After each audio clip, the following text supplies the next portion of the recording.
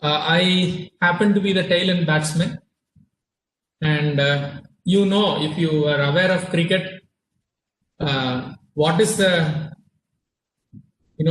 purpose and struggle of tail end batsman? And yes, we are virtually connected, and it is the last day of the workshop. I think you are poured with technical stuffs, you are charged with technical terms, and at the end, you are here, and that too Friday afternoon. You would have heard lunch, and you are at your own place. So I'm not very sure that whether I will not allow you to sleep or not, but I may interrupt you in between in terms of posting some questions. So let us make this ending as little enjoyable, technically enjoyable. At the same time, I expect some of you at least would carry some information forward out of my lecture. With that, let me start my session. The session is basically on DC microgrids and its associated protection schemes. And myself and some of my students, along with some of my colleagues in Hybrid Electrical System Research Laboratory, we started working on formulation of DC microgrid as well as some of the theoretical and simulation studies on some protection schemes. So my entire session will be on DC versus AC microgrid. I think introduction to microgrid, what is microgrid, what is not microgrid, and some of the basic studies need to be developed in microgrid, economics about microgrid, all that you have already done or you have came across in the entire workshop. So I may not spend too much time on introducing what is microgrid and what are the features of microgrid. I may hardly take 2-3 slides on such introduction. And then immediately I may get into the speciality or the importance of DC microgrid and its possible configurations taken from various literatures. And the second part is the one which I am going to cover on what are the new challenges or challenges in general you may come across when you try to give a protection scheme including sensing, relaying and braking in a DC system. And that will be delivered in terms of some literature aspects what we came across, as well as I'm going to discuss one such technique kind of developed by one of my students in Hybrid Electrical System Research Laboratory. With that, we will be closing my session. And as I told you, I will be interrupting you sometime. So what is my suggestion is, you take your mobile phone if you are with the system, or you can make one tab on in the same browser. You can use one more tab. Take a browser, in that make a fresh tab and just type. You just try to type this one, poleev.com. You just type pole, I repeat, just type poleev.com. If you type poleev.com, it will ask you for a username. Username is RAJAP201. RAJAP201. And the moment you click and join, there will be a question. There will be a question with options. Okay, I hope yes. So you can see the dynamical feed here. That means once you join and start give your answer, and you can see there is a response in my screen. How many faculty, how many research scholar, any master student, any industrial person, others. Okay. So yeah, there are some master or undergraduate student also. Yeah, it is there in my screen itself. It is visible. Username is RAJA Raja P RAJAP 201. So POLLEV.com, polev.com. It will ask you username. Username is Raja P201. Then you get in. You will get. You can see there is a question. I am a faculty. I am a research scholar. I am a master or undergraduate student, industrial person, others. I mean, you may be even from another background. Okay, so I can see there are people started doing. Yeah, Raja P201. Yes. Now, what I suggest to you is once you log in, you be in that page. Whenever you get one question slide on my screen, the question will appear automatically. You need not log in again. Whenever, I mean, hereafter there will be some more questions also coming up. So if you just stay on this page, okay, you can listen to my lecture. The moment you see a question here in my screen, and then if you see that poll EV, you can see the same question to answer. So very good. I mean, the composition is really nice. That means I can see there are 47% of research scholars and 37% of faculty member, and there are quite good number of master or undergraduate students. So, the main reason I wanted to know this is that what is, where I should teach more in my lecture. So, probably since there are master and undergraduate students, I may even sometime touch some fundamentals which you may be very well aware already.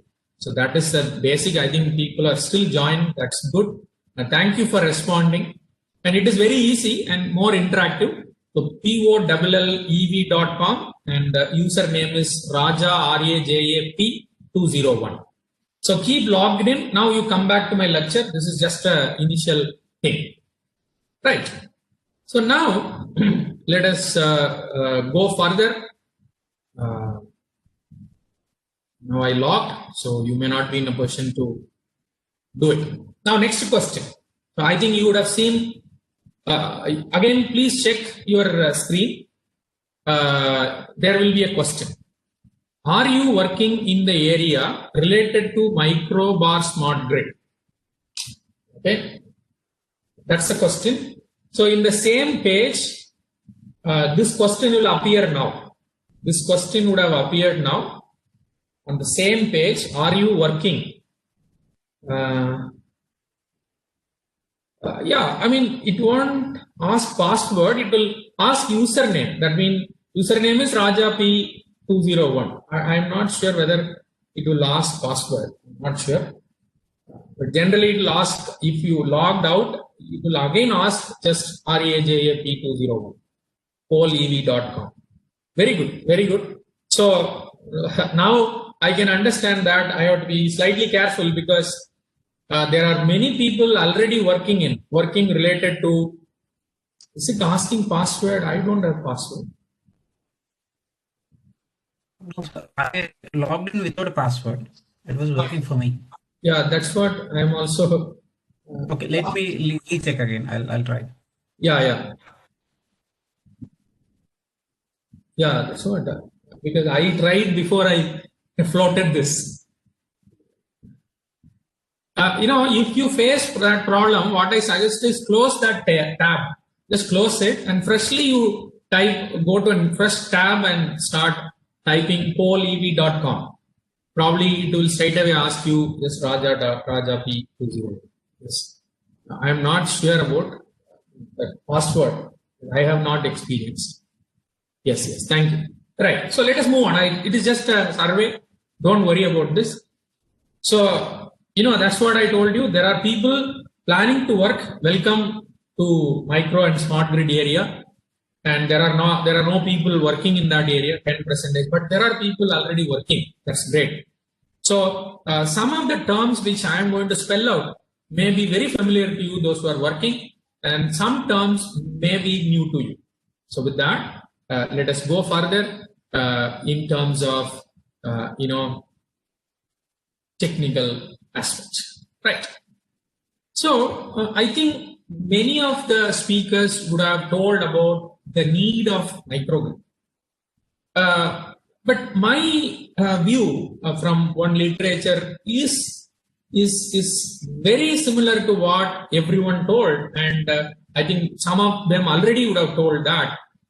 That means when we start integrating, large-scale renewable energy resources, surely there are inherent problems. Inherent problems such as the resources of renewable in nature are kind of highly geographically distributed, there is no doubt, as well as they are intermittent in nature, that also a kind of inherent issue. So when there is a resource of inherent in nature, it is kind of difficult to integrate such a intermittent nature of resources into an electric grid, a large scale of energy to be pumped when you try to integrate. When there is a variation in such a large scale input due to the inherent fluctuations in renewable, that might disturb the balanced grid operation, large scale grid operation.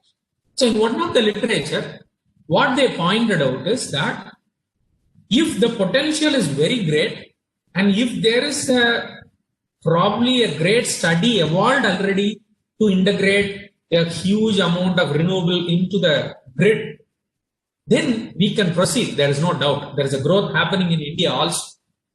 There is a parallel thought started happening that why don't we geographically, locate and geographically minimize the area in which that power is getting distributed.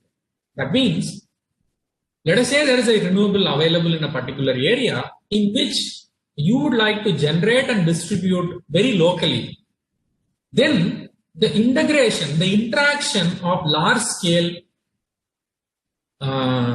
renewable would be minimized. See, please listen, I am not telling that I am not against large scale integration of renewable energy sources, but there is a other school of thought in literature is that it is also good that you can think of geographically creating a small area of generation and consumption that would greatly help in terms of operation of our grid, the conventional AC grid. So apart from, please listen my words carefully, that apart from the reasons already quoted by the experts, why do we need a microgrid? Where do we go for microgrid? The one point I would like to add based on the literature I came across, that it is always good to have a locally generated power consumed at a local area. So this is one perception on why microgrid, but I'm not going to detail about that because you would have come across much more. Microgrid, what it has, literature says, I think I saw the presentation by both Selvan sir and Dr. Vivek Mohan. Vivek Mohan, he has spelled out very clearly about what is not micro. When you should not call this as a micro. It's a great effort. But according to, since I should give some, basement for my lecture, I just took some points from literature. Defined as, it need not be say defined as, people are saying that microgrid is a small scale cluster of renewable energy sources like solar, wind, biomass, tidal, etc. and energy storage devices to provide power to local communities. This is one such term I came across in the literature. And it is a scaled down version of centralized power. It is something like a little, beautifully coined term. It is just a mimic version of a centralized power plant. It can generate and it can distribute. So if you look at as a power engineer point of view, power system engineer point of view, there is a term transmission is missing. Okay, because we generate and distribute and control power in a small community. This is version 2, or I would say some other literature says, some review article says this.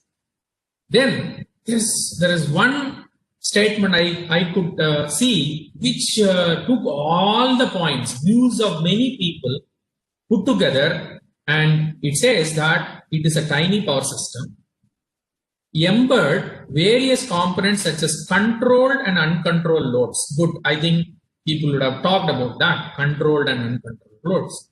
And DG units and storage devices. Professor Sassi and professor from IIT Roorkee, they spoke about, renewables and DG units.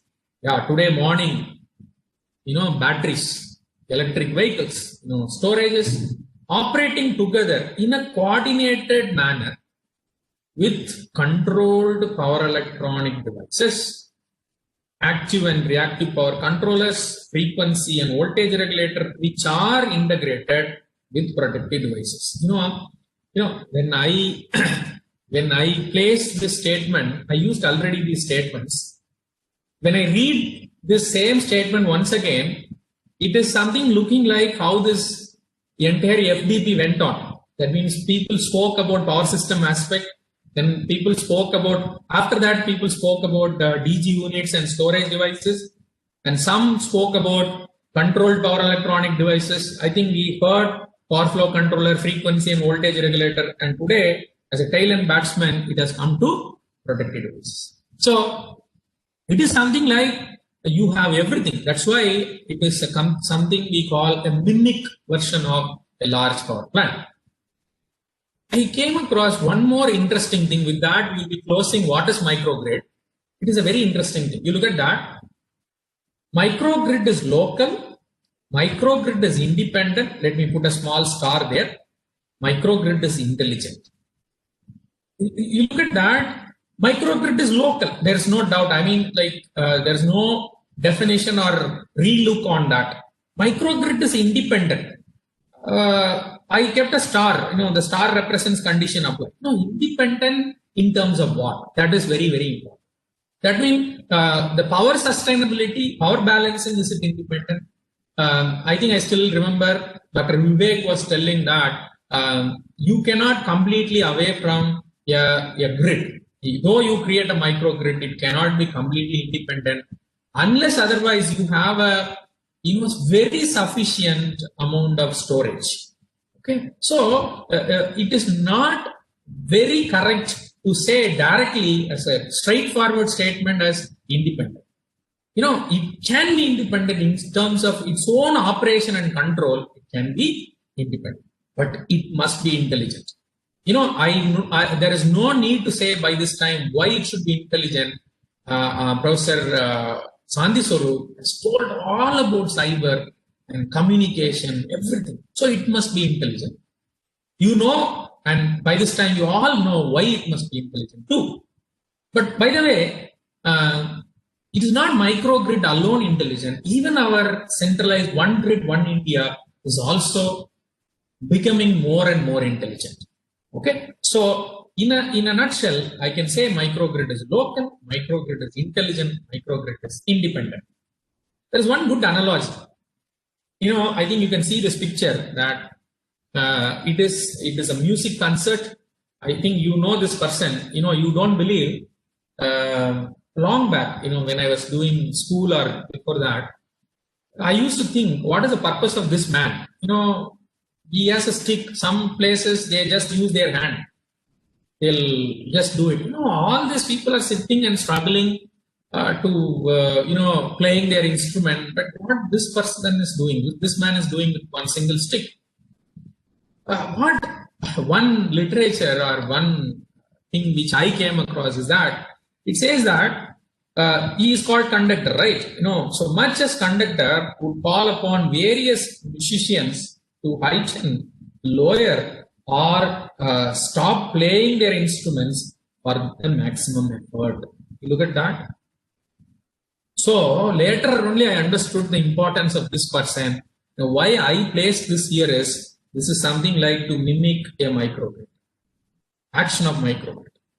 That means there are variety of people, their characteristics are different. Let me say wind turbine and solar. Okay, their characteristics are kind of different. This fellow will not be available during night time, and this fellow will randomly flow. But if you want to get maximum effort, right? So you should coordinate them in a proper way. So you may have a violin, you may have a tabla, you may have various instruments. Which instrument, what time, which height, which time you have to stop, then only you will get a beautiful music out of it, right? So similar way, though there are various people put together in a single place to create microgrid, if they are not coordinated very well, you may land up in a problem in many aspects. This is just an analogy. If you want, you can use it. Thank you.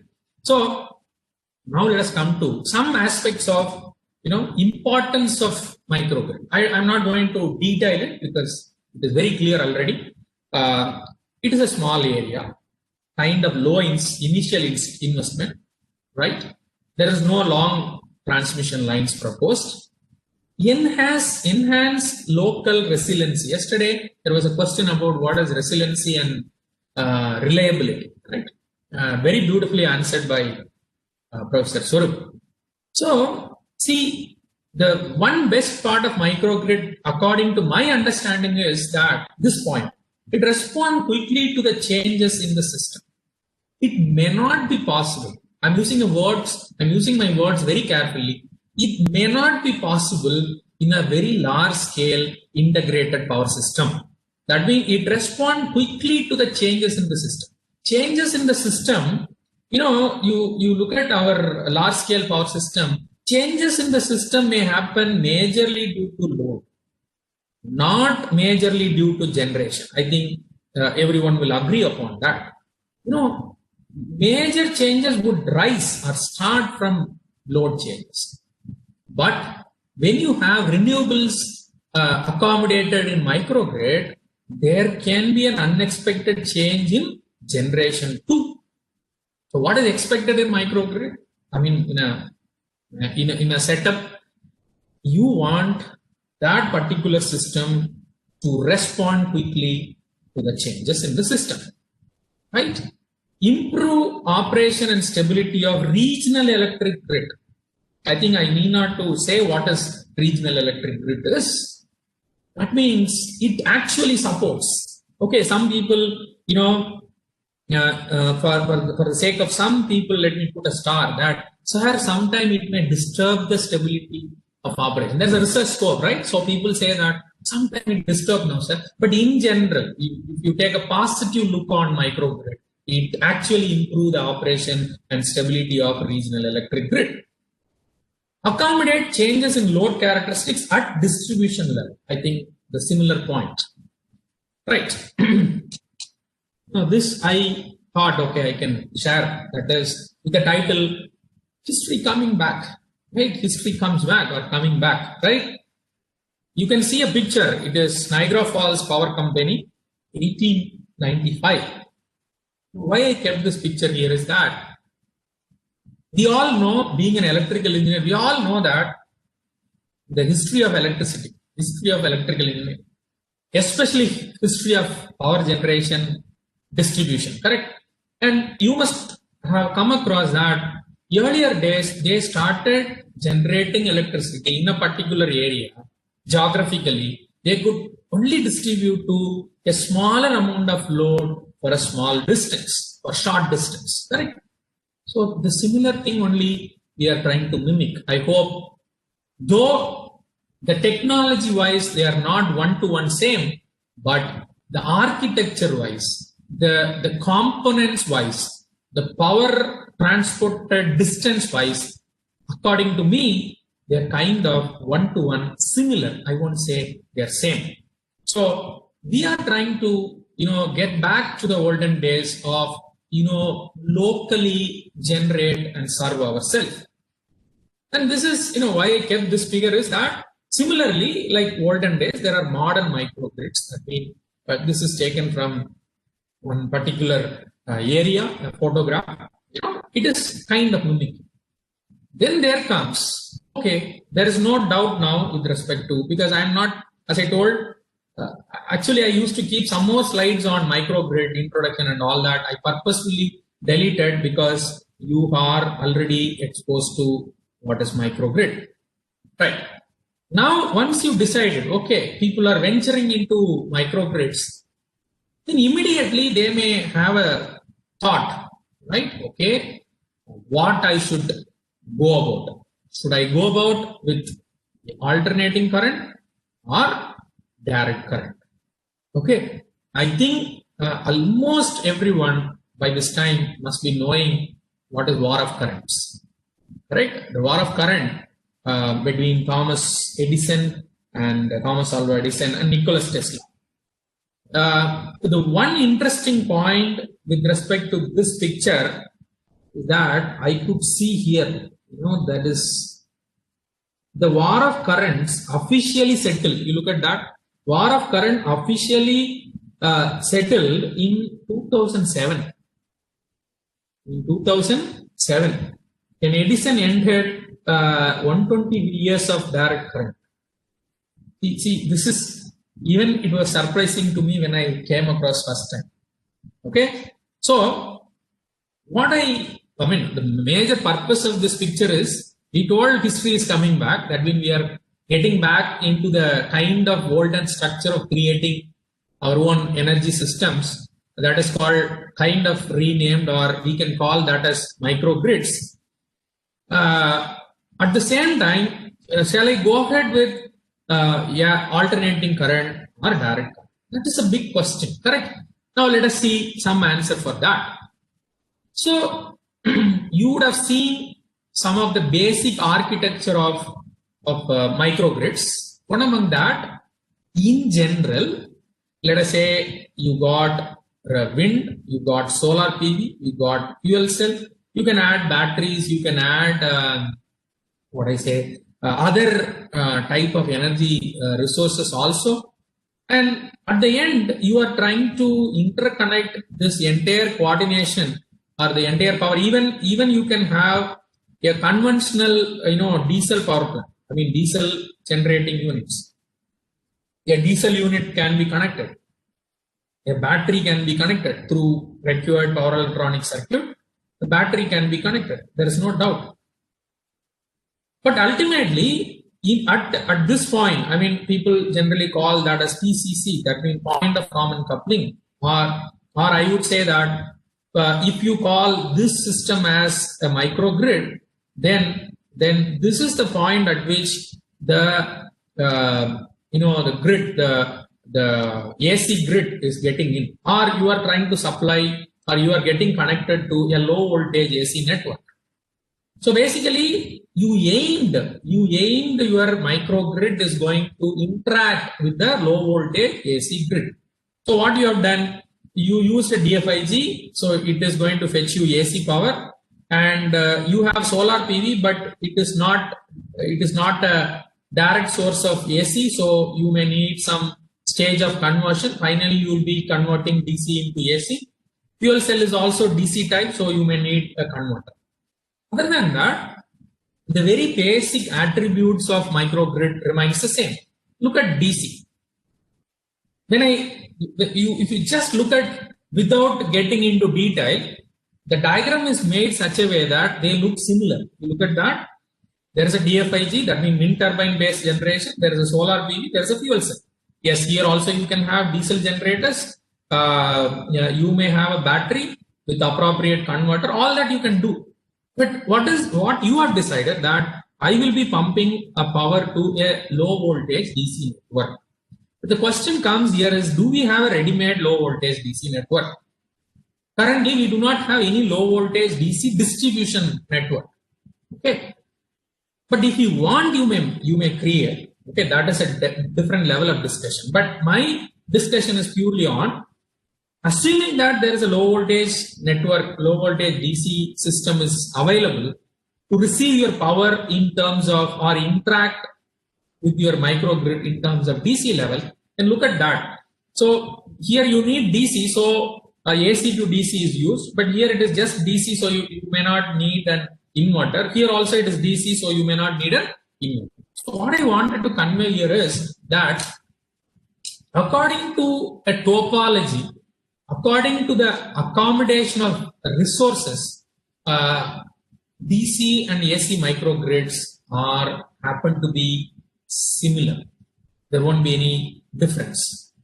But if you would like to go much more in detail about which would give me more benefit in terms of operation, in terms of configuration, in terms of overall efficiency, in terms of cost, everything, if you make an analysis, probably you may get into a solution. Yes, let me go with AC microgrid. Yes, I may go with DC microgrid. But my discussion is not on showing you a passage or path to decide you have to select DC or AC. What is my discussion is going to be on only DC microgrid. So I will be telling some good points about DC microgrid, but it doesn't mean that you don't find anything useful in AC microgrid. Because according to some survey, most evolved microgrids are AC in nature. Okay, but there are DC microgrids available due to its own benefits. So what I will be doing in another 3-4 slides is purely about what are the best about DC microgrid. I repeat, I'm not, by saying these are the best things about DC microgrid, I am nowhere trying to underestimate an AC microgrid. But let me make that point a bit clear. So let us go further with the question. So now you go back to your, the portal. Question is, can you quote one reason? Okay, don't type too many. One best reason to use AC in terms of microgrid or in terms of generation, transmission, and distribution system. Can I get some answer? One best reason to use alternating current majorly in generation, transmission, and distribution system. I think it is infrastructure changes. Without much infrastructure changes. Okay, that's how I should understand that. Okay. Any other point? Very easy to connect to existing grid. Okay, good. I can see in chat box. And power transferring ease. Okay, good. Easy to power transfer. Okay, any other answer? Any one good reason? Transformer. Okay, transformer. Transformer is one good reason. Infrastructure is already available. That means existing transformers or existing infrastructure can be used. Very good. Less loss. Okay. More distance coverage. Okay. But yeah, more distance coverage. Probably we should put it under a star conditions apply, because we are started doing HVDC transmission. So there is some curve they draw, right, where it becomes optimal. Yes, robust system. Okay, probably robust. I'm not sure because I am not aware. or I am not understanding what you are trying to say as robust. It has got a lot of meaning. Very good. But I could see a lot of relevant as well as good answers, interesting answers. Infrastructure, yeah, breakers, very good. Breakers, very, very good. Actually, I should have made good inertia. Very good, very good. See, actually, I should have made this slide little differently. It uses a different, format. That's why I could not read them in an order. In the next slide, it may be corrected. Okay. But thank you for the response. I could see a lot of interesting, but please remember this is, though it seems to be a little simple question, it is kind of difficult to answer. All of a sudden someone asked, yes, I mean, there are good things I can see, voltage changes, direct interaction, wide range of voltage range, very good. That's what voltage range we can rise and down, all that we can do. Very beautiful. Thank you for your response. Let me go to the next question. You told YAC, and in YAC, everyone, I mean, not everyone, many of people told like, one point that voltage variation, or you may get varied levels of voltage. Okay, voltage is at varied levels. Being an electrical engineer, why we need a varied voltage levels in generation, transmission, and distribution. And which helps that? Actually, Tesla got benefited out of that. What element? Element is a transformer, correct? The transformer is the one which really beautiful one, very interesting one, which helped AC power system to develop in an interesting scale, right? Then question comes like storage. Storage may be a problem in terms of AC, but do we have this? So what I wanted to say is that if we try to think of something in terms of DC, probably I'll be very happy. I'll be very happy if I could see these two terms, correct? Right? If I have DC transformer and AC batteries, I'll be very happy to go very confidently with DC system. Do you agree? Say yes or no, at least in chat box. I'll be happy, or I'll be more comfortable in getting into DC if I get a DC transformer and AC batteries. Do you at least say yes, no, okay, or something, so that in chat box anything happening, because I could, yeah, very good. Yes, thank you. Yes, of course, very good. So, have you? No, okay, very good. Jayaprakash says strongly no. Right. So, but what I mean to say here is that if you get an apparatus which could support in terms of getting varied voltages, then probably we would be really comfortable. But we already got it, right? So with the power electronic converters, we could achieve, DC transformers, that means varied voltage in DC and AC. So my next question is, one best reason to think about DC distribution or DC microgrid. Okay, what we have seen in the earlier slide is about one reason to go for AC generation, transmission, and distribution. You gave a lot of answers. Now I am asking one best reason to think about, not going for. I'm just telling in a light tone. That means one best reason to think about DC distribution system or DC microgrid? Let me see. Any quick answers? Storage is easy rather than, yes, beautiful. That's the first thing. No reactive power. Very good. Venkatesh, right. Many of the loads are DC. Excellent. Excellent. Efficiency, no frequency. Okay. No frequency. Okay. Better to say zero frequency. More efficient. Is more efficient. Efficiency are like terms which are treated to be very wide open. Okay. Integration of distributed energy resources, charging and discharge. Very good. That means, I think I don't know who wrote this.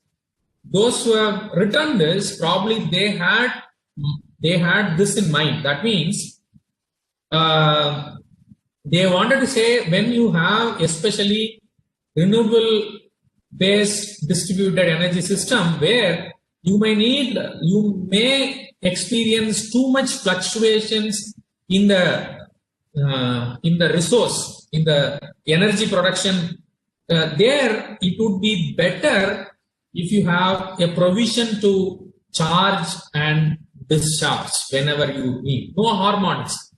Probably I may not completely agree with no harmonics because you are still going to do many things. Yeah, better voltage regulation. Okay, we are still going to play around power electronic devices for one or other reasons. So I may not say no harmonics, but I may say that a kind of reduced level of harmonics exposed, probably, but it is still a very wide open statement. That's great. I can see excellent. Neetu, okay, the name appears as Neetu. Skin effect. Excellent. Now people are coming to my line. Okay, no synchronization problem. Great. That's a beautiful understanding. If you go to DC, there is no synchronization problem. It is just going to have a polarity check. Minimum losses, naturally, in terms of skin effect and all that. But I really see, this workshop especially, I could see a lot of interaction happening with the participants. We, along with coordinators, I should thank the participants. Right, thank you. So let me put all your points in a systematic way. Okay, almost you told all the points about DC microgrid, best of DC microgrid. Let me put them in a, like what I said, in a format. Agreed. First point, right? Most residential loads are DC or can be operated with DC. Okay, I just wanted from you through chat box. The second point, can you say can be operated with the DC? One example. Residential loads are DC. Okay, there are so many DC loads. Okay, but can be operated with the DC. Yeah, light, very good. Lamps, especially bulbs. Mixer grinder, excellent, very good. Mixer grinder is a universal motor, so it can operate in both AC and DC. So what I wanted to convey is that yes. So what I wanted to convey, that means BLDC motors are coming. Yes, BLDC motors are coming up in ceiling fans, even air conditioner. People are taking BLDC motors. There are a lot of applications coming up.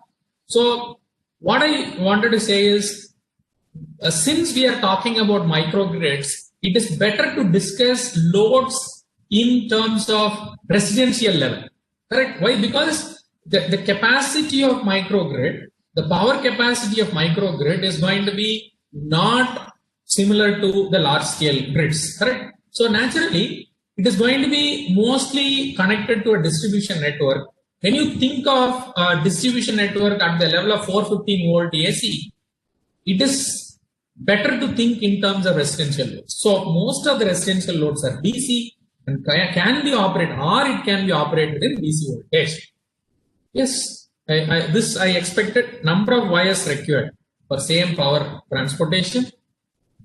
Minimal requirement of reactive power. You look at that, someone said no reactive power. you look at that minimal requirement of reactive power. Can someone quickly say, where come there is a minimal requirement even in DC microgrid?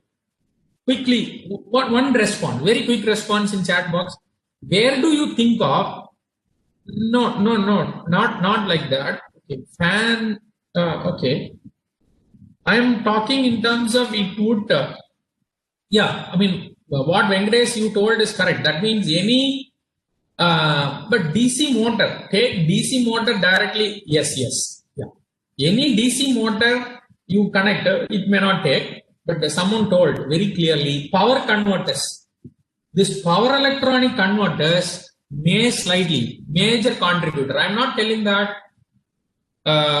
it is indirectly power electronic converter that would consume or try to take some reactive power. Yes, someone told skin effect, there is no discussion required.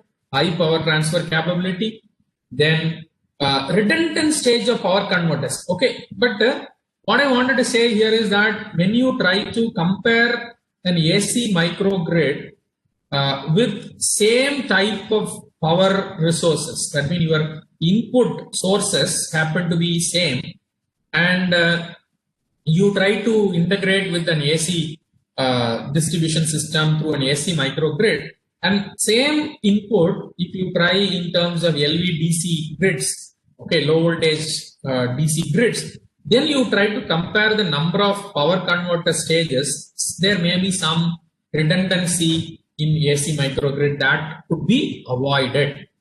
Then power flow is more robust without any synchronization issue. I think you told already, and most of the storage devices are DC in nature, there is no doubt. So what I could say here is I'm just trying to put a, we are going one by one. That means we have just spoken about the overall picture on microgrid. Then as I told you, my discussion is going to be on DC microgrid. I just told the best of DC microgrids. Okay. Let us move further in terms of what are the performance benchmark, I would say, what are the parameters I should consider when we think of a DC microgrid. It need not be just general performance parameter, it would be like requirements, general requirements when you think of a DC microgrid. You can refer to this, reference, DC Microgrid Protection Review and Challenges. It is a very well written review paper. In that, what they say is, one is that is the topology. We must understand, or we must have a proper topology to formulate a DC microgrid. Then control strategies. Okay, I am telling about actually many of the parameters which I am going to tell. It is almost common to AC microgrid also. Okay, it is almost common to AC microgrid also. But there are some places, one or two places, it may be very specific to DC microgrid. The first point is a topology. Second point is control strategies. See, one of the why people told microgrid is going to be intelligent, because that is going to get occupied with variety of control actions. Variety, voltage control, power sharing. I think I need not to tell what is power sharing. MPPT, if PV and wind distributed energy sources are there. So control strategy is one of the parameters. Then power management system with the energy devices. There must be a proper coordination, proper power management system required, especially to coordinate with storage devices. Yes, this is what we will be discussing in shortly about protection and grounding schemes. This is going to be another important one. Okay, we will talk about that. Power quality, there's a common point. Communication protocols. I think this is spoken by some of the experts, especially Professor Swarup has pointed out the importance of cyber security and cyber physical system. Communication protocol are very important. There is no doubt, because if you would like to have a proper control strategy, power management, including protection, you need a proper communication protocol, physical and cyber security. So these are some of the, some of the parameters or indices which represents the effectiveness of your microgrid, especially DC microgrid. Before we proceed to protection, I just wanted to spend 1 or 2 slides on 2 aspects. One is, okay, we are talking DC microgrid, a DC system. Okay, I would say completely a kind of DC operated low power. Okay, 1 second. A low power. 1 second. Yeah, DC operated low power system. I'm not asking about an appliance, a system. Low power system. Can you think of some example which are completely operated in DC? Can you say some example? That means its source, its appliances connected. Everything is DC in nature, almost DC in nature. Can you give 1 or 2 examples? That is the one which we are calling it as present state of art. I won't say exactly it is a present state of art of DC microgrid. Rather, I would say it is a present state of art of a DC power system, a small DC power system. Yeah, telecommunication system. Yeah, it can be one example. Telecommunication system. Excellent. So we generally have 24 volt to 1500 volt DC systems at residential homes, but it is not completely operated. Hospitals, business. You know what I say here is it is not completely an independent DC power system, but they have a partly occupied DC system. But you look at this. A Navy ship power system. Navy ship power system is a kind of DC. Aircraft system. Yes, you are right. EV cars, electric vehicle are coming with DC. There is no doubt. Yeah, automotive. I was thinking, leaving out all this, I was thinking someone will say about, presently someone told, that means your electric vehicle or an automotive system, it is actually going to be a DC operated system. So this is something like what I say, this slide is basically kept to give you some sort of feel on, okay, there is a scope, okay, there is a move towards, there is a positive and possible move towards DC. I'm just going to list from this literature what I mentioned in the bottom. Some participant earlier asked about, is there any smart grid existing? Pondicherry was quoted as one example, but that made me to collect some DC microgrids. Okay, it is not in India, it is in Taiwan. Okay, it is a radial type, community-sized DC microgrid system known as Pangung microgrid in Taiwan, and a PV-based LVDC home developed by IIT Madras, being commercialized at Sydney Energy Private Limited, India, and direct current BV Limited, PV-based office in ABN AMRO building, in Amsterdam, and 7 plus or minus 750 volt LVDC microgrid is installed in Finland, Duke Energy installation, and solar PV based 1500 kilowatt 380 volt microgrid installed in School of Energy, China. What I want, actually there are some more listed in the same literature you can go through, but I just wanted to highlight again to give a feel of DC microgrid. Okay. Next, there is a question. Wait. Yeah, there is a poll. What are the major studies? So now, okay, let me tell you the reason for this slide. Now we are slowly getting into the DC microgrid protection. Okay, actually I am taking into DC microgrid protection. We have just made a platform to understand what a DC microgrid is, what sort of techniques are, sorry, not techniques, what are the possible state of art you can see. As well, I have given some examples for DC microgrids. Very good. Now, to go further on DC microgrid system, we have to think of doing some studies. Very, see, beautifully written. Stability, load flow, power flow analysis, fault analysis. Anything else? Anything else? Very good. Power quality and energy management. Very good.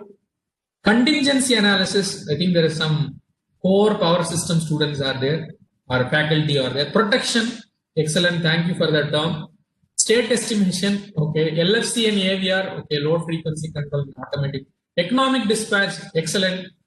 Now, I just asked about what are the major studies for analysis we do in AC grid system. You know, it is very easy to list. In your undergraduate degree, you would have studied many subjects on power system, starting from economics, starting from, then analysis, fault, stability, right? Protection, economics, control, all that. Yes, beautiful.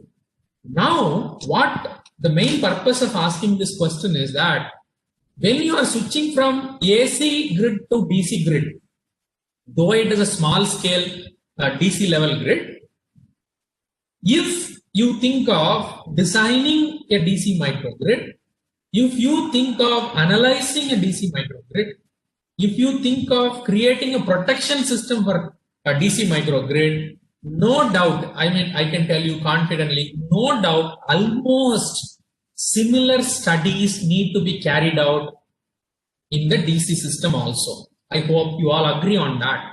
That means if you want to create a tiny power system in terms of DC, also you may need to cover all the aspects of studies you came across in a AC system. Very good. Once again, thank you for the response. Now, when you think of such a studies, where the challenges lies? Okay, we have very standard studies for AC grid. When we think of microgrids, especially DC microgrids, where are the challenges? Where do you see real challenges? First, before addressing DC microgrid challenges, I just wanted to quote some very few challenges which you might have come across. That means the modes of operation. I think in some of the lectures they have covered. That means you created a microgrid. Let us say you have a microgrid, and that basically getting interacted with the existing grid. Let us say AC grid. Then in what mode it operates? One point is, okay, one mode we can see that it may get isolated. That means you call this as an islanded mode. It is an islanded mode. It is not only about islanded mode. It is something like you have so many people interconnected here, okay, for different purpose. If someone in this system itself fails, let us say some resources fail, then there's a chance people are started proposing, reconfiguring the network through various means. Okay, it is going to go for a long maintenance. Let us assume it is going to go for a long maintenance. Then it is better to go for reconfiguring the network. The moment you think of reconfiguring the network, the modes of operation may also get disturbed, because let us say you write a power balance equation, P PV plus P wind plus P battery is equal to PL. I'm just writing a very basic power balance, P load plus P losses. Let us say you write like this. For an example, due to some reason, throughout a day, okay, I am isolating solar P. Now you look at that. This is not easy. Equation seems to be easy, but bringing this condition, you may need to do something. So modes of operation and making them to be very stable in terms of operation is one sort of challenge. That means people are working on that. There is a research. There are people working on it. whenever I say challenge, there is a possibility of research, correct? That way only we have to understand this. Coordination of protective devices, people are still get mature. I mean, matured in the sense technology is still evolving. There's a challenge. And I think, I'm not very sure who was talking about this. I think professor from, Hong Kong University was talking about this LVRT or FRT issues, correct? So grid compliance is actually becoming more and more stringent. Honestly speaking, it is becoming more and more stringent. So when the grid compliances are imposed on your microgrid, you should be ready to accommodate without spending too much time and investing too much money. This is very, very important. So I can very confidently say that all these, this is some limited points only, but all these points carry one research work. Think about it. This is all about AC microgrid.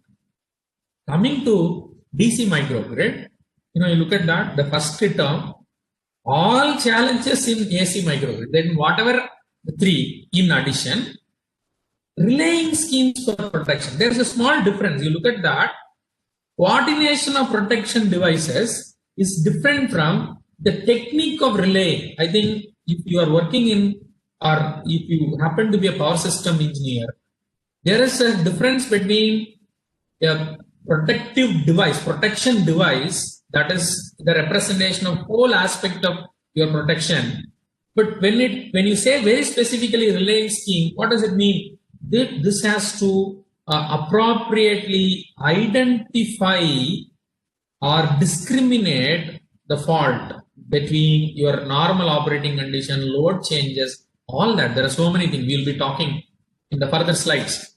So relaying schemes are the one is addressed as one challenge in the literature. Okay, relaying schemes, grounding issues. Actually, I'm going to spend one slide or two slides on different grounding scheme also, but that is a very common grounding scheme. But grounding schemes are very important. That is directly or indirectly connected with relaying schemes also. And someone, I think one of the participants was quoting this point, that means no zero crossing in current. Okay, good. DC means it is no zero crossing only. But when it comes to circuit breaker, we all know that in AC circuit breaker, this zero crossing point helps in punching the arc at the earliest. But that means there is a natural current zero, but you cannot find such thing in the DC circuit breaker. Very unfortunate. Okay, so people are working there, that has been considered as one of the challenge. So why I should place this here?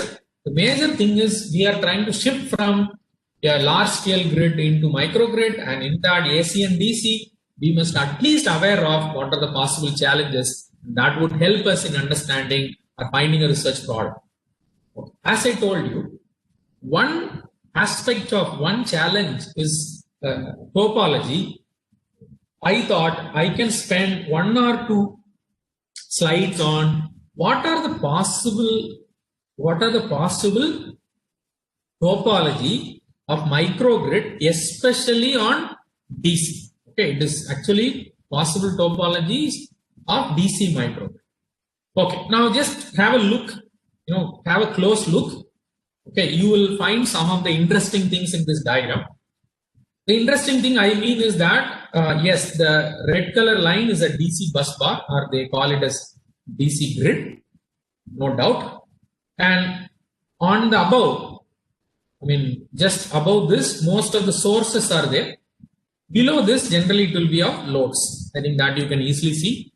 There is a solar PV, wind turbine, micro turbine, fuel cells, battery banks, and AC loads, air condition taken as a AC load, one of the AC loads. DC loads.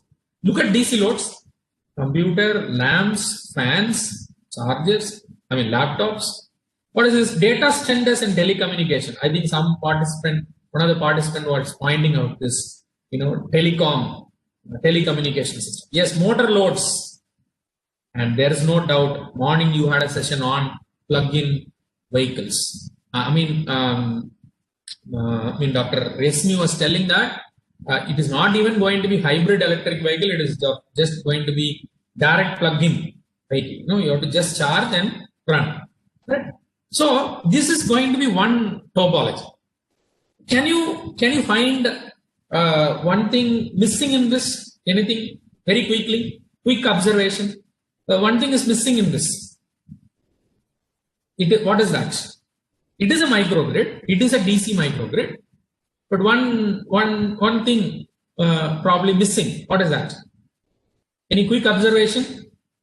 Or I don't know whether people have slept.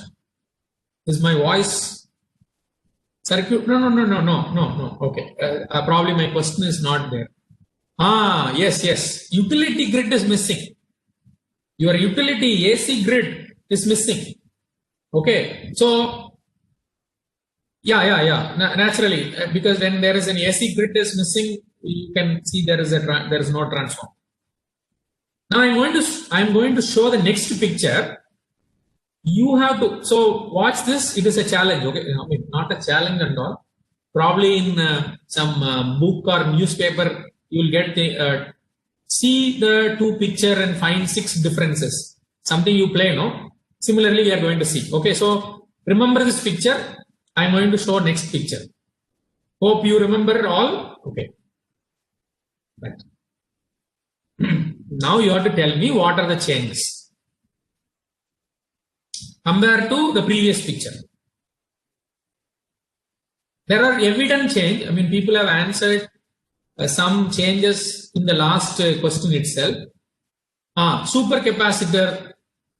AC to DC converter will come for sure. AC grid, AC to DC. Yes, you are right. AC grid, AC to DC. Super capacitor. Very good. Anything else? Let me see how people observed very closely. There is one more thing. Very interesting thing. That actually one important thing also. One important thing.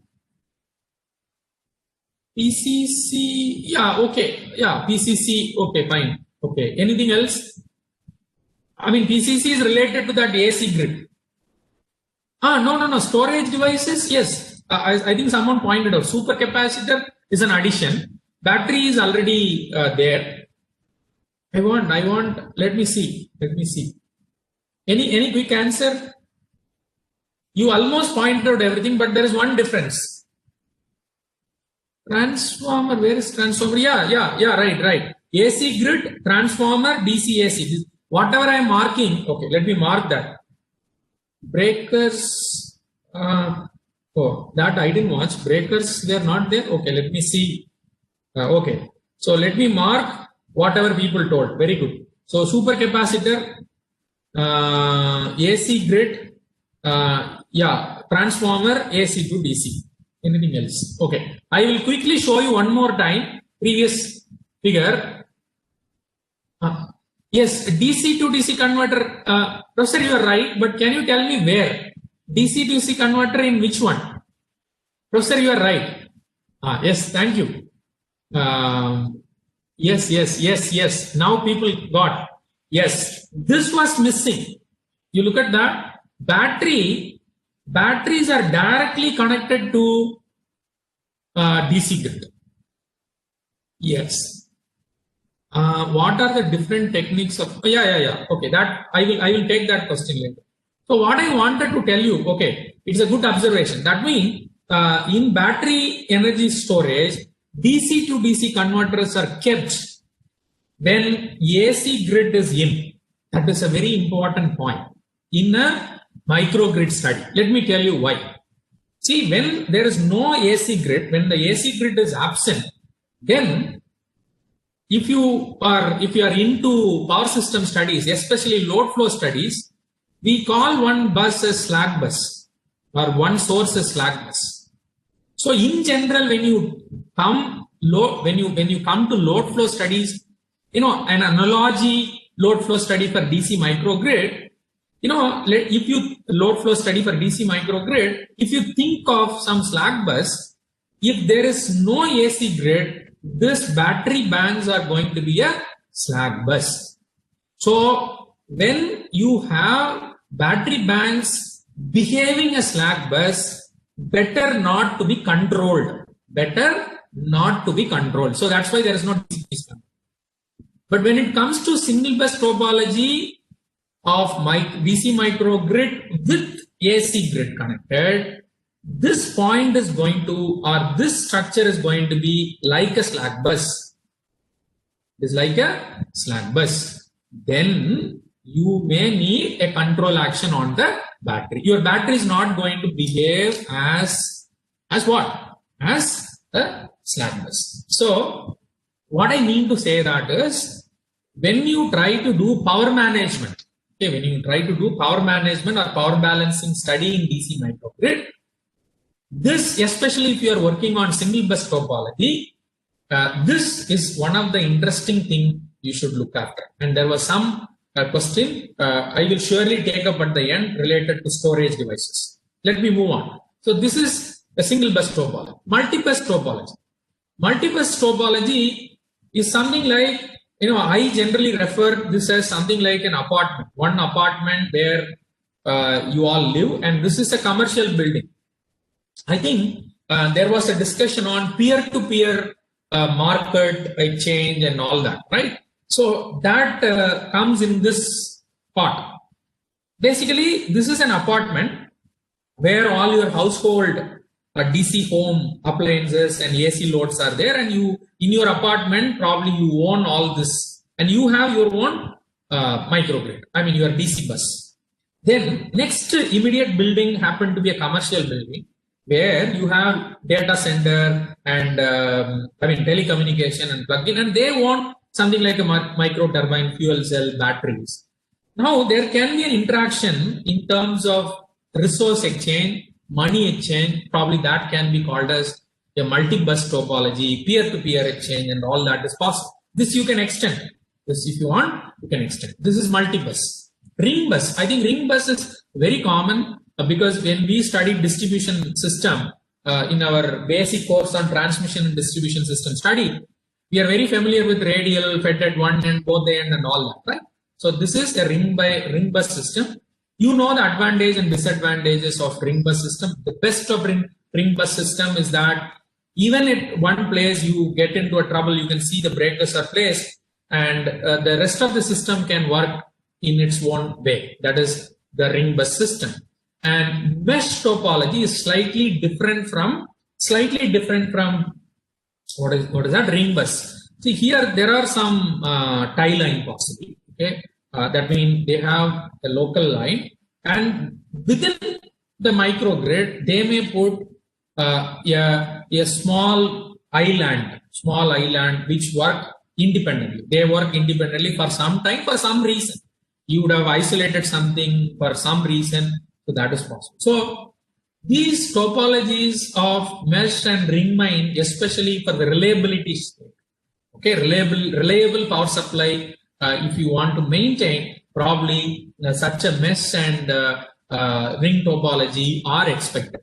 But if you are if you made your study very well and your resources are found to be very good, in that case, I think for a very primitive stage of application, a single bus topology with or without AC grid interface is very good, no problem, right? So this is a DC microgrid. Topologies. And what are the challenges in DC microgrid? In specific, so power management happened to be one of the challenge. The next challenge is effective protection. So my discussion is going to be only about protection system, right? So in that, let me not take much time on introducing what are the general challenges we encounter in protection of AC system or AC grid. In general, in a large scale, our grid connected, our large scale grid, if you take an AC system, and if you think of challenges we encounter in terms of protection, majorly we are facing problem in long transmission lines. long transmission lines. Long transmission lines. Coordination is required. And backup, local backup and remote backups. These are something. And whatever the relaying scheme you designed already may get affected due to high impedance fault. Okay, we call high impedance fault, right? That may get affected. And there is another concept called load encroachment. Load encroachment. These are another issue. And these are some of the aspects people generally consider when they do testing on the designed relay. Let us say I have designed a relay or relaying scheme. I have designed some relaying scheme, and any relaying scheme or relay algorithm they newly prepare, they try to see that whether it can work for high impedance fault, whether it can obey high impedance fault, whether it can accommodate load encroachment. Then what else? Power swing.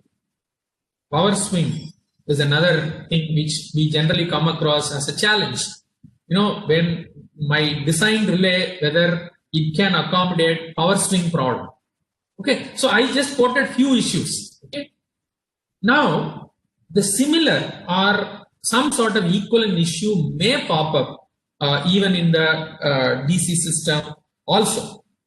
But before that, we know when you try to prepare or when you try to address any protection system, when you want to design any protection system, we know that there is a part called sensing, there is a component called relaying, there is a component called braking, right? We have to do a circuit breaking, or we call it as isolation. These are the major components. So what I am trying to say is, we are going to see DC microgrid protection. Any protection in general, what are the components required? The component may be, you may need a sensor, proper sensing, that we call instrumentation transformers, CTs, PTs, CVTs, all that. Then you may need a proper, very strong relaying scheme and an appropriate circuit breaker. These are the general components. See, in one good textbook, okay, this is a very beautiful statement I came across with respect to a protection. Okay, a protection is not a fence on the top of the cliff. Rather, it is an ambulance waiting at the bottom. That means any protection scheme you design, it will not safeguard you from the happening of fault. Rather, once you are exposed to fault, it tries to minimize the effect due to the fault. Okay, so I think this statement is very clear. That means if somebody is standing on the top of the cliff, when he tries to fall, it will not save you from falling down. Rather, after you fell down, it's like an ambulance waiting at the bottom to carry you to hospital for further damage. Right. So sense, analyze, process, inform, communicate, and isolate. See, process, analyze, inform, communicate, everything comes under a terminology called a relay or relaying scheme. Sense, I told. So, why I kept this slide here is that when you try to talk about any electrical protection scheme, probably these are some of the attributes that happen to be an introductory attributes. Now coming to DC microgrid protection. What are the general guidelines? This is again taken from a review article. What are the general guidelines to be followed or taken care when we do DC microgrid protection? Number one, configuration of the microgrid is very, very important. There is no doubt about it. That means the moment when there is a dynamic configuration change happen in a microgrid after a fault or due to some reason, then the relay settings also need to be changed dynamically. That people started talking about adaptive relaying. Adaptive relaying. I hope you can understand. That means you have many resources, you have many loads connected, and due to some reason, some resources not contributing for the steady state power flow. By the time, if there is a fault occur, then there is a big question about what is your relay setting. So configuration matters a lot. Size and types of the components in the grid. So this is not a new point because size and type of components in AC grid also contribute for the fault. Stability of power converters. Actually, power converters are going to play one of the vital role in terms of deciding protection scheme. I will explain you shortly. Control strategies and communication network. There is no doubt, because when it happened to be, when your distribution network or the microgrid became an active network, okay, then the communication from one end to another end should happen. Then only the relay can make a proper decision whether it is a fault or something else. So communication network. Configuration and type of grounding. Very, very important. Grounding. Right. Then possible types of faults and where it happens matters a lot. And fault detection scheme. And reclosure and restoration of control system. These all happen to be the general guidelines, or I would say general attributes contribute in deciding the DC microgrid protection. What I will do now, let me not spend some time on grounding, because grounding is common. You can refer IET BS 7671. Okay, these are some grounding scheme. Let me take you directly to the faults and the protection scheme. So what are the types of faults possible? I think in the AC system, three-phase AC network, we know how to classify faults. Like shunt fault, series faults. Shunt faults can be symmetrical and unsymmetrical. Symmetrical faults can be triple fault. Unsymmetrical can be LG, double LG, double L. All that. Similarly, in a DC microgrid, faults can be short circuit fault or arcing fault. And in short circuit fault, it can be line to line fault or line to ground fault. In under arcing fault, it can be series arc fault or parallel. Right. So any short circuit fault, let us take arcing fault. Let me not take now. So when you take any short circuit fault for that matter, the current is going to increase. There is no doubt. But the incrementing or the magnitude of current of DC depends upon. That is again very common to AC as well as DC. Bus bar voltage, DC bus voltage, and type of fault in its location, and fault impedance and ground. No doubt that these are the major contributor in deciding what is going to be the fault current level. Right, there is no doubt. Next comes is where all possible faults can happen in a DC microgrid. Bus fault, it can happen in a DC bus.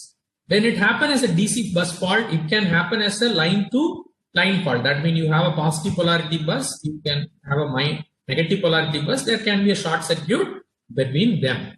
It's a line to line fault. Please remember, I'm going to address this little more on what is the contribution, how a VSC, what is VSC? Voltage source converter. Voltage source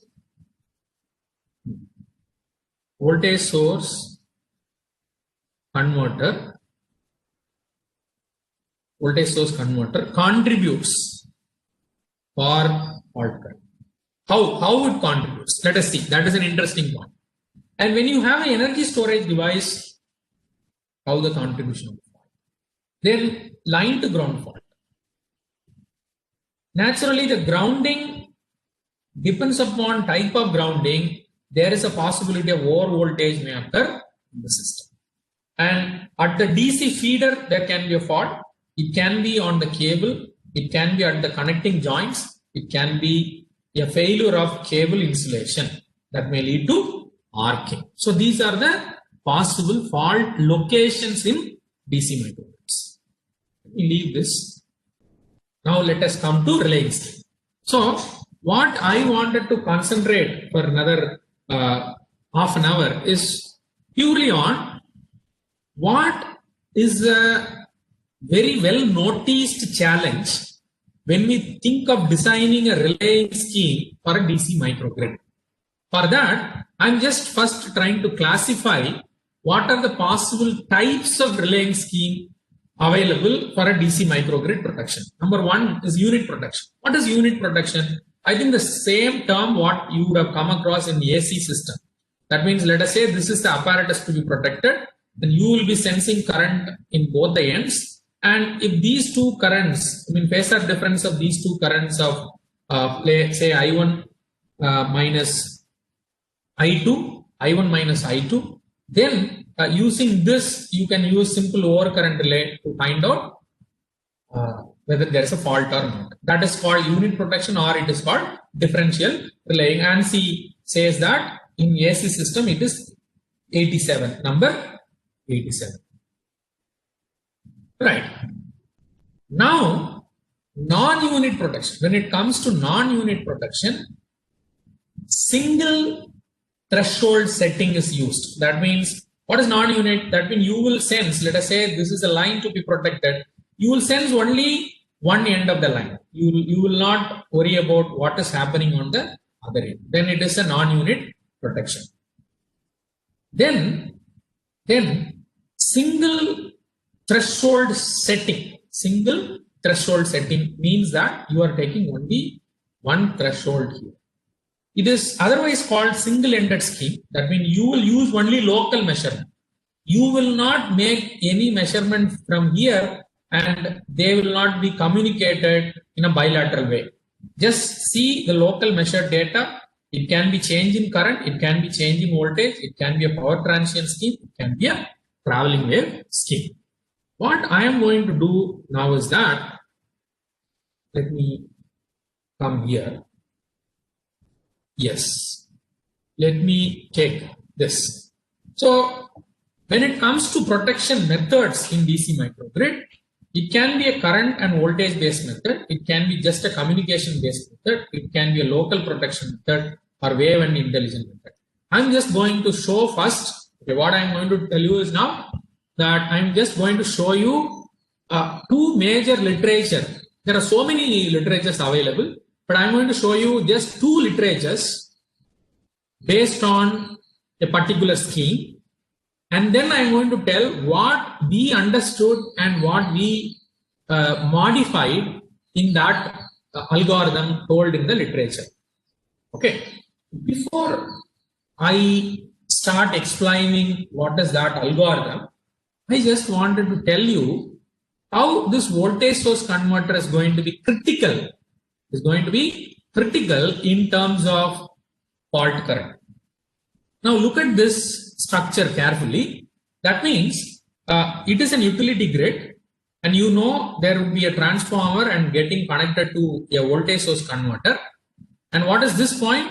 This point is going to be your DC. Probably you can call it as a point of common coupling. That means your microgrid is going to be here. Your microgrid is going to be here. This is a point of common coupling. Now what is happening is there is a dead short circuit. Listen. It's not a dead short circuit. It is the plus and minuses. It is a line to line fault. Okay. And that is getting shorted through a fault resistance. So there is a fault. In general, if you say a short circuit fault, says a short circuit fault happening between two lines, it is very similar to what? It is very similar to closing a switch, correct? The plus minus. You are closing a switch, so that becomes a short. A closure of switch happens with some small resistance, correct? That is what we call it as a short circuit fault. You can realize that as a short circuit. So now, why I said it is switching? It is because that you have a DC output and you have a DC link capacitor. It is already fully charged to the output voltage because we generally maintain DC link voltage, and you have a filter which has got filter resistance as R and an inductance L. Now you imagine there is one switch here and I am closing the switch. Can't you see a circuit like this? Once I close this switch, you can see a capacitor and a resistance and an inductor and a small RF and a switch getting closed. This is what you would have studied in basic circuit analysis.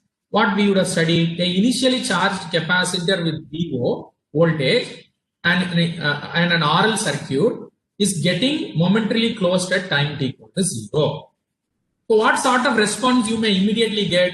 You may get a free response, correct? You will call this response as free response. But in the free response, what sort of response you get? Which is fully charged? Your capacitor is fully charged. So the moment you close this switch, what the capacitor will try to do? It tries to discharge its current. But please remember, the moment that the capacitor tries to discharge its current, the di by dt is experienced by the inductor. So your inductor is kind of getting charged. So you are exposed to, when there is a line-to-line fault at the terminal of VSC, you are kind of getting exposed to a RLC circuit free response. What sort of response you see? Let me show you. You see a response with the natural response. Then there is a possibility. So the moment there is a fault checked, fault identified due to the drop in voltage, all your controller, so-called intelligent controller, will stop firing this, or according to the control, it may stop firing your, which one? IGBTs. But what about this freewheeling diode or back-to-back connected diodes? They are live. So what may happen is that after the capacitor discharges, the inductor is getting energized, right? And that inductor finds a path through this diodes. Look at that. Through this diodes to retain the current. Through this diode to retain the current. Discharge its current. So freewheeling is happening now. So a complete response of an RLC circuit with an inductor getting discharged, you can see. So now you look at the waveform. Look at 0 to 0.5. 0 to 0.5, there is no fault. Okay, no fault. That means this is not created. This fault is not created. There is no fault. It doesn't mean that there is no load current. There is a load current. There is a line current. That means the line IL is actually supplying current, but that is shown very low because this current is very high. Okay. At 0.5, the moment there is a short circuit, your capacitors start discharging. So the current start rising. So you can see that voltage across the capacitor is trying to fall. The moment voltage across the capacitor becomes 0, then from here onwards, the inductor, the charged inductor, you can see cable inductor discharge through freewheeling and the current dies out. Look at that, the current dies out. What is the understanding we should carry from this diagram? The understanding is, when the moment the fault happens, there is a shoot in current. After that, the current is dying out. That is one understanding. The second understanding is this short circuit still prevails. That means I didn't clear the short circuit, but I could not see an abnormal current in this. I could not notice an abnormal current in this. What is another observation? If at all, please listen my words. If at all you try to identify there is a fault, then you should do that within a very small period of time. Because in that period only, you can see a shoot in current. And after that, the current is trying to go down due to the nature of power converter interface. In general, power converter interface system will never allow the current to be supplied by the resources. It will deny, it will stop the current to supply above some certain level of current. It would like to protect because the controller is instructed like that. So what does it mean? There is a fault, in a plain statement, there is a fault, physically there is a fault, but there is no one to tell us. What does it mean? There is no one to tell us. There is no one to indicate us there is a fault, because the current is a parameter which generally indicates a short circuit fault, but unfortunately that is not showing up in a greater level when a power converter interface system terminals are getting shorted.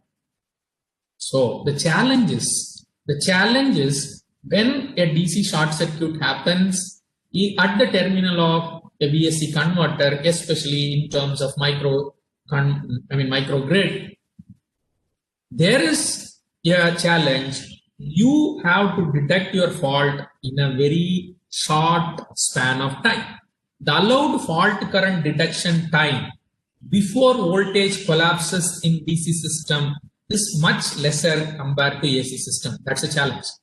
So taking that into picture, there are many literature available, but I just wanted to explain two literature and then we will move to our modification. We made a very small modification because we are still doing research.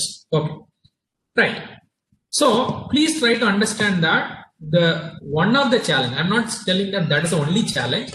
One of the challenge in the DC circuit protection is the time given for us to decide whether it is a fault or not is minimal.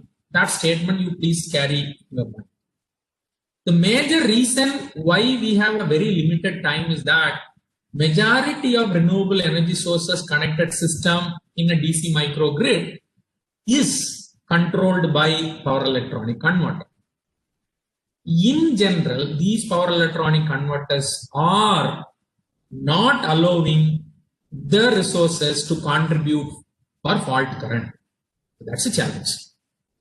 Now, Professor Srivatsava and their team has made one interesting work to detect DC fault current.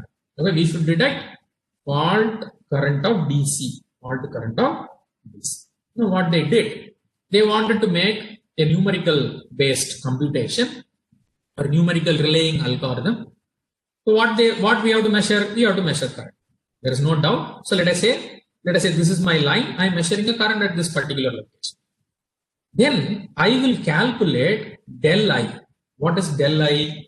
We know that when we try to digitize your data, measured current is getting digitized. We will do a discretization, correct? So let us say this is your time, and this is your current. What we will do, let us say this is the normal operating current, and we will be discretizing this value 1, 2, 3, 4, 5. These are the samples, and these are called IK minus 1, IK minus 1. You look at that. If there is no transient in your current, the del I, which is nothing but IK and IK minus 1. What is the difference you see? Difference will be 0, correct? If it is the current is steady state or constant DC, so this is going to be 0. Del I is expected to be 0. Suppose due to some reason it may get like this or it may come down after some time, but you are continuously discretizing the signal. So here there is a discrete values here also. Now you consider this as IK and this is IK minus 1. Now you can see very clearly that there is a difference exists. So del I will pop up now. So if del I pop up, then they made a condition whether that del I is greater than some set value of del I max. If it is no, if it is yes, go for a trip signal. If it is no, that means if del I is less than at least minimum. So there is a set point. Del I has del I minimum as well as del I maximum. Whether it is less than del I minimum, it says no. Then what they did is they computed del I square. What is del I square? It is not squaring up. It is to find out the difference between two consecutive del values. That means you computed del I k, right? Now you compute del I k minus 1 also. So between the difference, find the difference of difference. So if that is again checked, then they operated the trip signal accordingly. This is a method proposed in this literature. But what we could observe from this technique is that during load transition, during load switching, as well as during high resistance fault, this technique is not giving a satisfactory result. Please remember, it is not here to tell that this method is useless. We never say like that, right? It has some unsatisfactory result when it is exposed to some other situation. To address that, Professor A.K. Pradhan, I think many of you must be knowing, is very popular in terms of power system protection, right? Professor A.K. Pradhan and team, they made one small change in terms of detecting fault in DC micro. What is a change? They made they have measured both voltage as well as current. They have not just measured only current. They measured voltage as well as current. Then they made one beautiful change. I like this change from this paper. What is that is, they also tried to find del I, like Professor Srivatsava paper. They also would like to find del I, but they didn't stop only finding del I. They didn't go to decision after finding del I. They wanted to make an average over del I's. Okay. See, for an example, let us say you have sampled data. Okay, measure del I, del I, del I, del I, del I, del I, and take some average out of that. You can see that function here. What is del I, del j plus 1 and minus del ij? That is del I, correct? That is del I, not del ij. Okay, ij plus 1 minus ij is del I.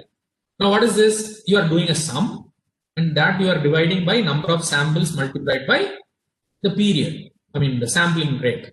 So that they define as what? An index called H index. Index called H index. And for H index, they made one set value. One tau, they made as a set value.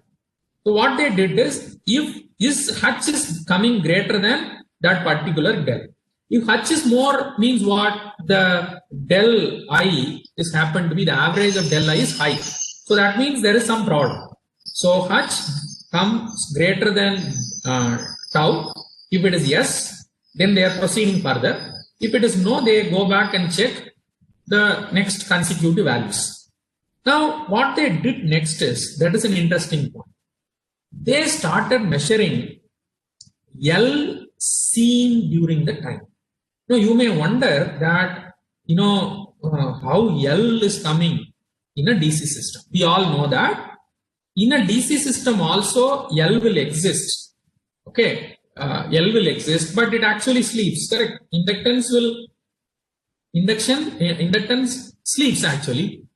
The moment you disturb that fellow, he will react, right?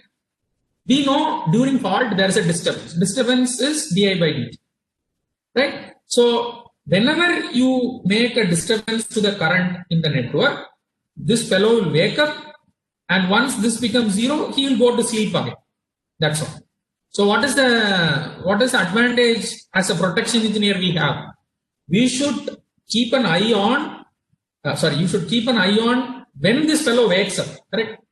That means whenever you see this fellow inductance wakes up, it gives an indication that there is some transient happening. That is the first thing. Next thing is how much it woke up. Whether we have disturbed him very, very depthly, in a very high rate, whether we have disturbed. If you disturb him very high rate, then this fellow also will wake up react in a very high rate, correct? So it indicates that what is the intensity which you disturb. So if your disturbance is very high, it could be a fault, correct? I'm not even now saying it is a fault. It could be your fault, it could be a fault, correct? So keep an eye on the inductance and try to make a decision. That is what this paper says. It is a very good paper. You can read. What? Okay. It's just a check. So how do you feel till now? I didn't even expect this slide all of a sudden. So any quick answer? How do you feel? Okay. Not bad. You could follow. I hope I have not allowed you to sleep, hopefully. Any response? Is it okay? You could follow me till this, because next I'm going to tell about the change we made. Okay, no response. Good.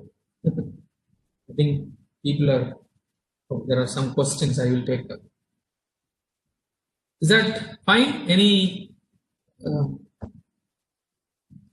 Okay. I think we have 15 more minutes. Yes. Thank you.